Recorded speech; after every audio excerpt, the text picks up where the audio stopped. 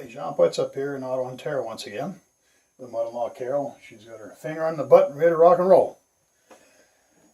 It's a demonstration of our Flywheel Accelerator generating energy. There's no sense doing another test with and without the stator. We've done that the last time. So both tests will be with the stator. Only difference is I'm going to have a weight, a load. And what it is another flywheel. 8 inches diameter. That has a weight of approximately 7.6, 7.7 pounds. It's not a small weight. And that's why we've upgraded from a 1/4 shaft to a 5/8 shaft stainless steel. The 1/4 shaft would not be able to take this amount of weight. So we'll do our first pull test with the stator, no load. We'll do the same as the last time. Keep our eyes on the timers and compare the pull time and the wind down time. So we're almost ready to go. 1 kg again of pull. There's no sense going much higher than that for this stage. So almost ready. So 1, 2, and 3. So you'll notice it's spinning quite a bit faster without a load than with a load. That makes total sense. Done with the string. And now we'll see how long it takes for it to wind down. So if we think about this for a second, if there's no load, it goes a high RPM. If we put a load on there, it won't go as fast. So logic would dictate that it would take a lot less time to wind down with the load than without. We will find out. So as soon as it stops, I'll stop the clock. We'll put the load on there and redo the test. The box is a bit taller as well. We've doubled up on the main components in the main flywheel to be able to get more energy out of it. And that's why we're allowed to use this 5/8 shaft that way.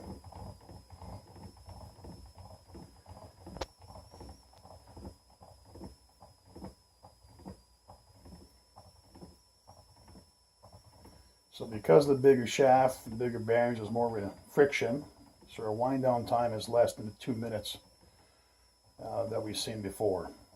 So again, that makes total sense. Alright, almost there. And we're going to stop it just about now. And those are our first figures. So it took 11.1 seconds to pull the string, and it went ahead and rolled by itself freely for 1:25, 1:26.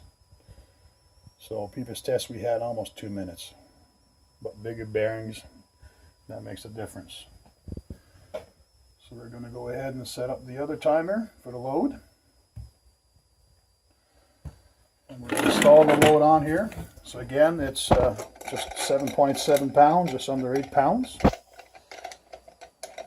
It's 8 inches diameter, and about 80% of the weight is on the outer edge.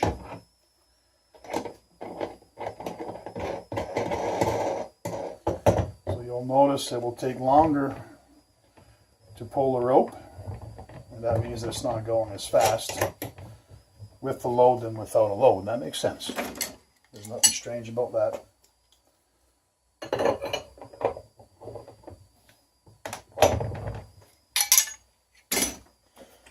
So we'll wind up our string once more.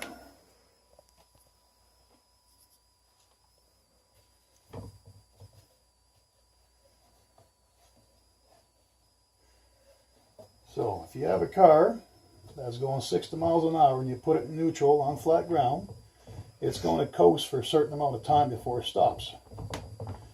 So if you have that same car and you fill it up with concrete blocks, cement bags and whatnot, then you only drive half as fast. 30 miles an hour, it should stop well short of the other test. And it should be the same thing here. Now if there's a secondary source, if that car is going downhill, then it will take as long to stop than it going faster. So if this unit takes longer to stop, then it's getting energy from somewheres, and the energy comes from the Flywheel Accelerator. So we got our 1 kg of pressure. So 1, 2, and 3. Now you'll notice how slow we get it going. And that makes total sense. Only put the same 1 kg of pull pressure. It's not going nearly as fast as the other one.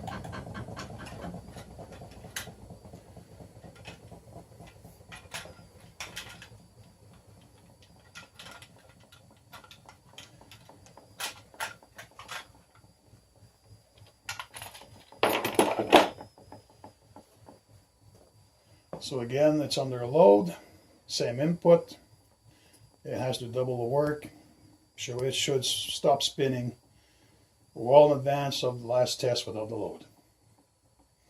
If it doesn't, that means that our flywheel accelerator is producing energy to match it or to make it go further. And we will find out shortly here. If you have any questions, don't hesitate to contact us. All the contact information is on our website at www.magneta-dynamics.com. We have new information every day, new explanation. We'll have this video on here to explain under load. The next set of videos will be actually producing electricity. And those numbers should be interesting. Just going to get my hand ready here, and as soon as that stops, I will stop the timer. And then we'll compare.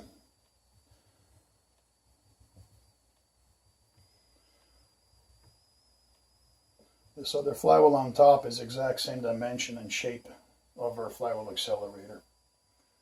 So it gives you an idea of what's inside.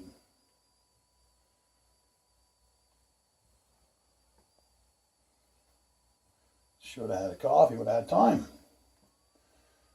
Just about done now. And I'd say that's long enough. Okay, well, let's compare the two here. I'm going to minimize this one and minimize this one. So, this is the test we did without the load. It took 11 seconds and 1 to pull the string. It then took 1 minute and 26 seconds to wind down. This is without a load. And here we are with the load. So of course it was heavier. It took longer to pull the string out, which means it was going slower. Look at this here. Isn't that interesting? A freewheel for 1 minute and 51 seconds. That means that your car is going half as fast, loaded down with concrete blocks, going on a straight flat ground, actually took longer to stop. The only way that would happen is if you're going down a hill, which means gravity extra energy. And this stage here, this example, it means that the extra energy comes from the flywheel accelerator. And that's it for that.